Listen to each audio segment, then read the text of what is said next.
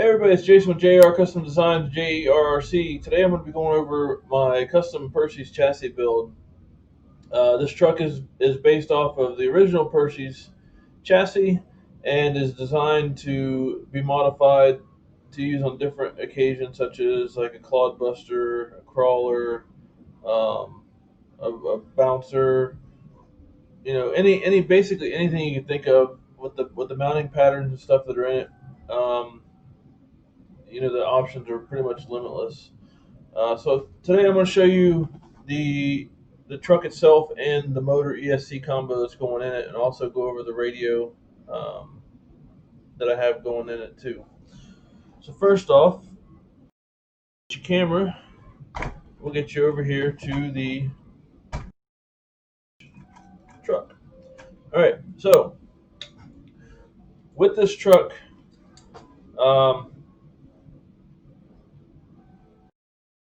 as you can see, the front here has been chopped. The front sticks out just a little bit more typically, and it also comes down quite a bit more as the factory chassis. So it's been cut to allow for clearance of the axles front and rear. It's also been chopped here to lower the stance and profile of the truck itself.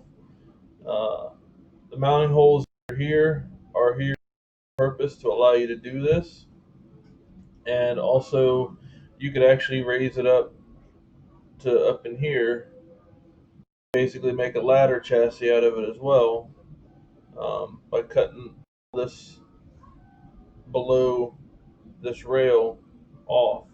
You can basically make a ladder chassis with a truck cab, and then also the front here you can cut off and make a ladder chassis as well.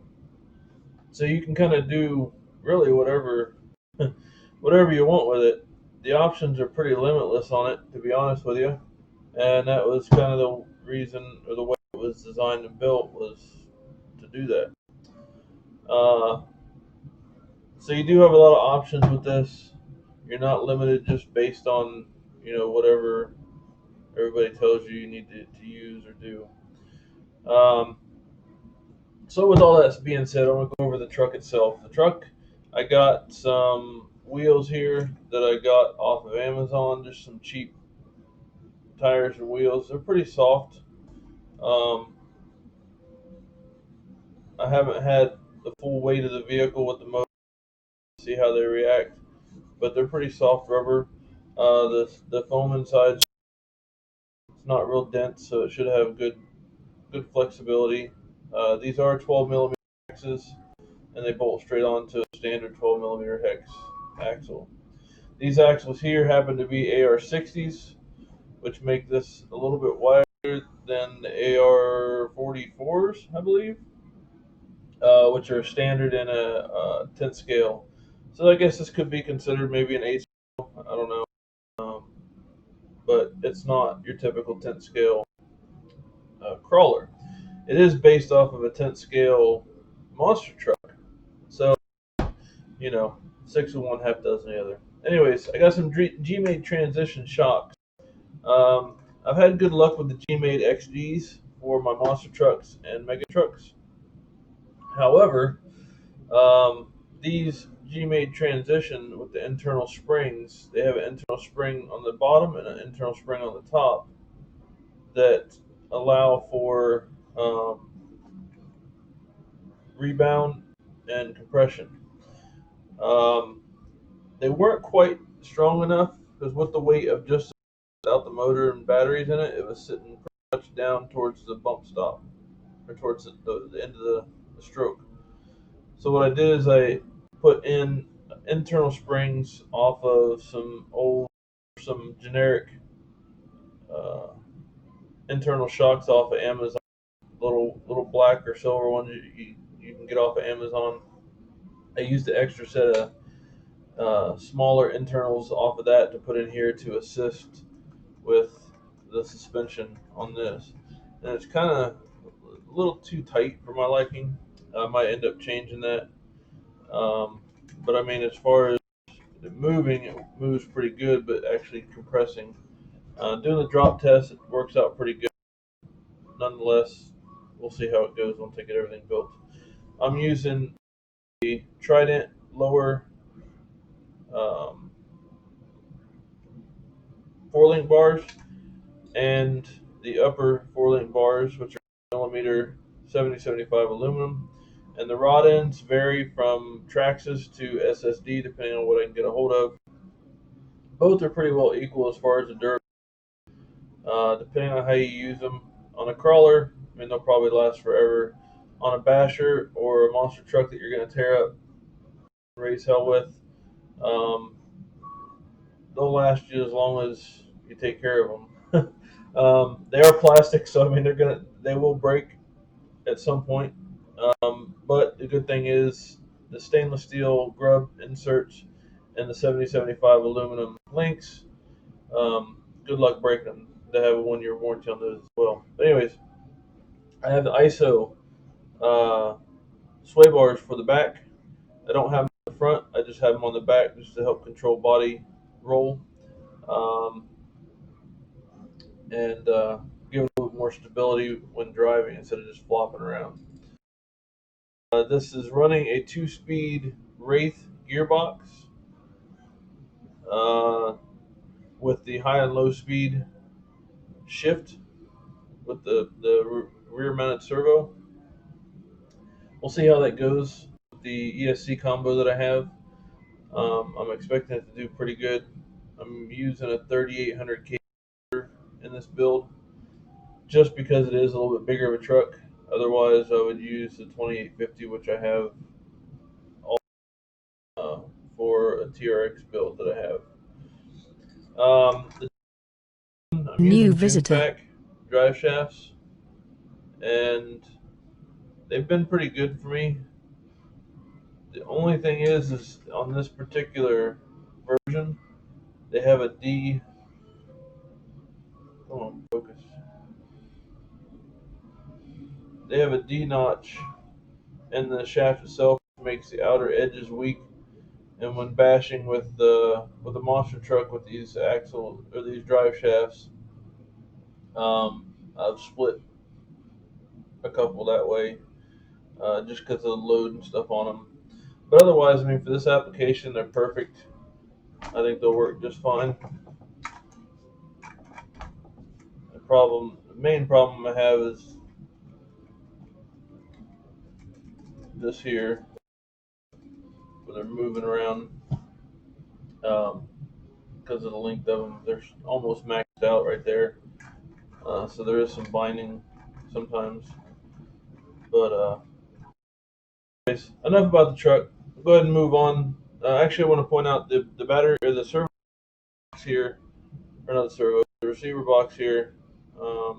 This has got the Dumbo RC 6-channel with a gyro that can be turned off if you like at the receiver, which is a problem when you turn it off on the radio. It doesn't always turn it off the receiver, which is a problem I've had before. You have the battery tray here that'll hold a 2S to, depending on how you mount it or where you mount it, you can hold up to a 6S. There's also with the kit, it comes with a battery tray to mount 2 4Ss for like a Clodbuster build, to run 4S, dual 2S ESCs and motors with the batteries. And then also back here you'll have the mounting tray for your ESC, which I don't have installed right now. But right along to the next part of this, which is the ESC and motor combo. The ESC and motor combo that I have here, it's actually, this is the one that I'm using for this truck, but I have 2 of them here. This one here, which is a crawler edition, it comes with a slate motor. This is a 28 kV motor. This is going in a TRX4 that I got coming. The SCT short course truck version, which is a 1410 3800 kV, is going into my custom build because it is a little bit bigger. I want a little bit more power with the motor. The best thing about this, and what I was talking about with in conjunction with my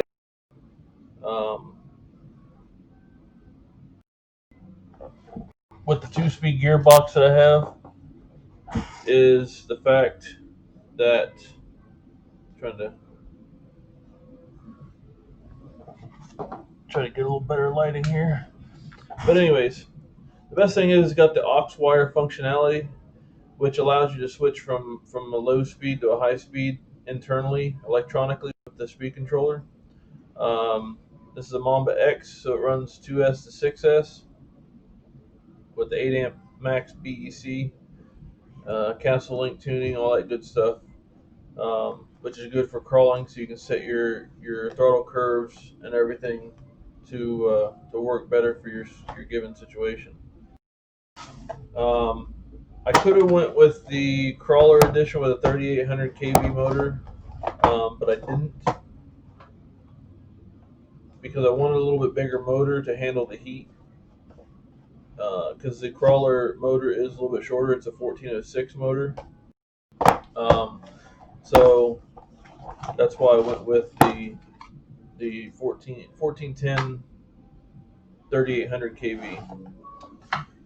So we have here the Castle Mamba X, and with this controller you have obviously your on-off switch here,